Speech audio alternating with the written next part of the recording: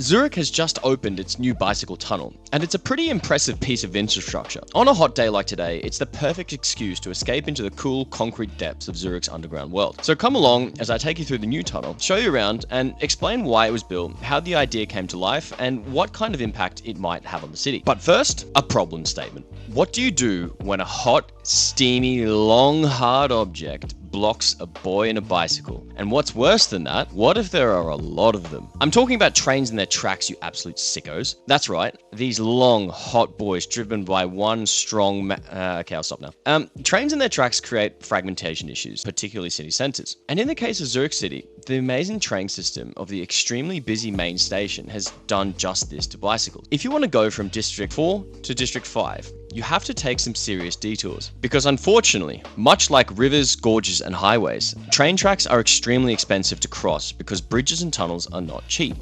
especially in city centres. So, you're stuck with using what you got. And in the case of Zurich, we have basically three options to go from Kreis 4 to Kreis 5 across the tracks. For those who'd rather not risk their life playing Indian Frogger to cross the tracks, you essentially have three options. Number 1, going around Hauptbahnhof through the very unsafe intersection. Number 2, going to Negrelli-Steg Bridge, dismount your bicycle, cycle cross sprint up the stairs carrying your bike, or take the elevator, push it along the bridge because it's pedestrian only, then back down the stairs on the other side. Also, fun fact, it's actually a great bridge to bring dates so they can watch you foaming over the trains coming and going and watching the sunset. And the third option, head west towards Langstrasse and then you can take the underpass there. But here, you can also experience some of Zurich nightlife's most iconic and popular tourist attractions. These deviations are either unsafe, time-consuming, or a great night out, all of which not really suitable for children. And this is where the city came up with the Stub tunnel, or Velo tunnel. It is a safe, uninterrupted, grade-separated tunnel to go under the main station, connecting the north and south of the station. You probably can't feel it, but I can. It's significantly cooler down here thanks to the wonders of concrete and thermodynamics,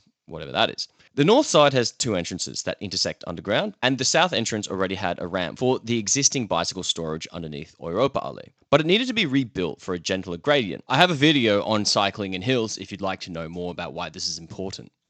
In the middle, it has a bicycle storage that connects with the western underground passage of Zurich Hauptbahnhof. Now, at a cost of around 28 million francs, was this the only option that represents value for money, just to save a few minutes? When there's already a new pedestrian bridge nearby and an existing, albeit dangerous, intersection that could be improved with some well-placed concrete and paint on either side of the station. Well, aside from provoking the SVP by investing in transport infrastructure that doesn't prioritise cars, the tunnel was ultimately chosen as preferred option to address the biking network gap. That pedestrian-only bridge was actually considered as an option, but it was ultimately dismissed for various reasons I'll soon get into. Now, going back in history, because of the expansion of the main station, the Federal Railway Company, SBB, had always envisioned an active transport link across the tracks, and thus commissioned a study and competition to make a bridge across the tracks, where the Negrelli Bridge is today. In 2011, they commissioned an English architectural engineering firm to design a bike and pedestrian bridge, and this is what they came up with. A concrete behemoth that would have no supports in the track space and would need massive ramps up on both ends in order to reduce the gradient to reach the bridge,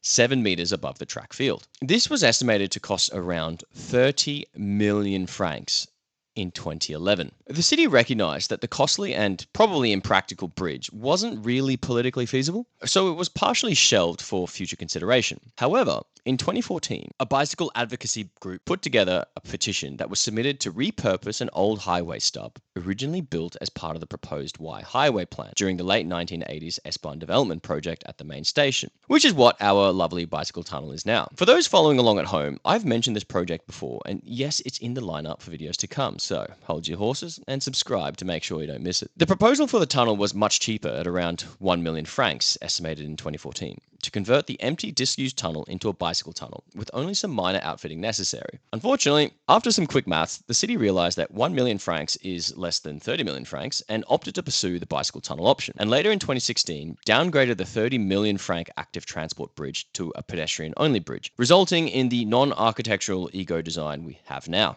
The planned bicycle tunnel in Zurich makes use of an existing underground cavern, approximately 200 meters long and around 25-ish meters wide. Where exactly was this highway supposed to go, you might ask? Well, you'll have to wait for the video to come out. When you look at Zurich main station and go through it, it's a densely packed piece of transport infrastructure, and it's hard to picture where exactly they can fit in a tunnel amongst this giant yet compact building. Well, Zurich's main station is notoriously complicated to navigate, especially for first-time visitors. With its multiple underground levels, hidden platforms, and maze-like concourses, it can feel more like a level from Tomb Raider than a modern transport hub. Well, where exactly the tunnel fits into all of this? It's a doozy. You see, Zurich's main station is actually structured a bit like a sandwich. So we have the original Zurich main station, which now serves as the Great Hall, with its platform extension completed just after the turn of the 20th century across the River Zil. To deal with the ever-increasing car traffic in the area, immediately adjacent to the main station, where trams, cars, buses, and pedestrians shopping in the busy Bahnhofstrasse converge, there was a plan created to make an underground shopping area and pedestrian underpass into the main station to reduce the traffic holdups. Then, in the 80s, they constructed the city's first train tunnel to accommodate the new S-Bahn system on the northern side of the station, along with more underground passages and shopping, predominantly east, but also a passage on the western side of the Zil River that inconveniently flowed under the main tracks. For this reason, the tunnel had to be even deeper in order to go just under the river. And finally, in the early 2010s, they completed the second cross-city train line intended primarily for long-distance trains on the southern side of the station, along with more shopping and passage space. So you can see how the tracks and passages act like the bread, and the river is the tasty filling of the sandwich. But in amongst all these delicious-sounding infrastructure projects, where the bloody hell did they find space to put this tunnel? It's not like it's simple garden pipe underbored through to the other side. No, it's a 200-meter long and quite girthy tunnel. Well, you see, the federal government actually had plans to build a highway through the city that would have passed near the main station. So during the development of the S-Bahn tunnel system in the late 1980s, they actually incorporated an additional tunnel cavity into the earthworks, because why not? You already got the machinery there. This space was reserved for a potential future road tunnel. Well, actually, it wasn't potential, it was in the plans. And it was positioned between the Zil River and the Western Underground Passage, wedged between the existing above-ground tracks and the underground tracks. It's actually kind of crazy seeing a city with just enough foresight to amalgamate infrastructure project construction and to build a highway tunnel before the actual highway plan had been completed, but with not enough foresight at the same time to say maybe this highway plan is stupid and we shouldn't do it. I don't know. I wasn't there. But what's also funky is that there's another one of these main station developments that had another piece of transport infrastructure incorporated into its build. But like the highway project and why it remained disused, that will have to wait for another time. Look, I'm trying to play hard to get, okay? I'm trying to get some audience retention. Okay.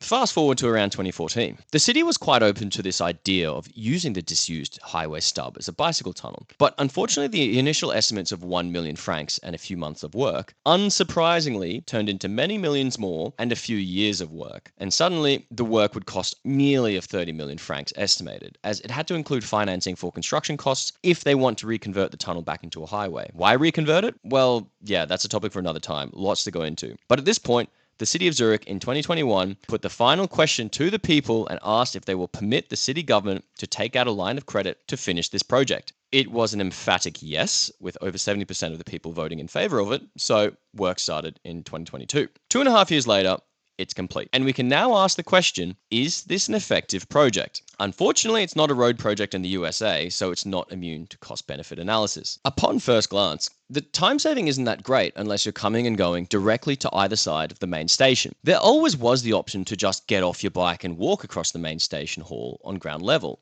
It was quite simple and only took a few minutes. Having said that, it appears to just connect painted bicycle gutters on either side of the main station, but that's ignoring the bigger picture. I wouldn't say Zurich has the grandest plans to develop S-tier Dutch-level bicycle infrastructure, but it does have good plans. The Velovoorzugrouten, or priority bike lanes in English, are what the city of Zurich is working towards.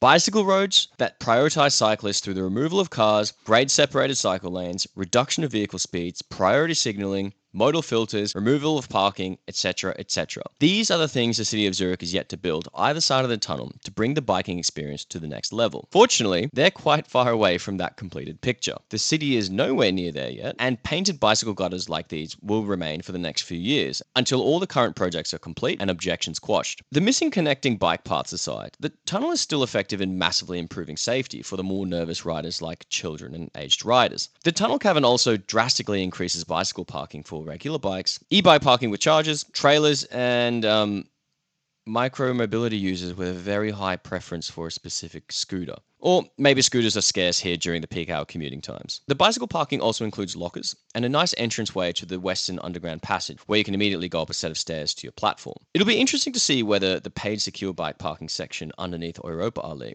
will lose customers to the new unsecured but free bike parking in the tunnel. Now, nearly 28 million francs might seem like a steep price, but it becomes more reasonable when you consider that the proposed bridge over the tracks was both prohibitively expensive and awkward due to its long access ramps. Also, neither Langstrasse nor the eastern end of the station are part of the Velovorzugsrouten network, likely because these areas are too congested to accommodate both bicycle and cars without significantly reducing or eliminating car traffic altogether. Which is a perfect time to tease you with Zurich flirting with the idea of actually making the area around Hauptbahnhof a complete car-free area. That would be a divine development in Zurich's vibe, and a bit more trees and less concrete would be great, especially on hot summer days like when I'm recording this video. So there it is. An old tunnel built for something else was repurposed at a high cost for what initially looks like a poor time saving, but is actually an early key piece in Zurich's bicycle network development that's yet to come. It's also a nice reprieve in summer because of the concrete cooled by the river, and a nice place to store your bicycle.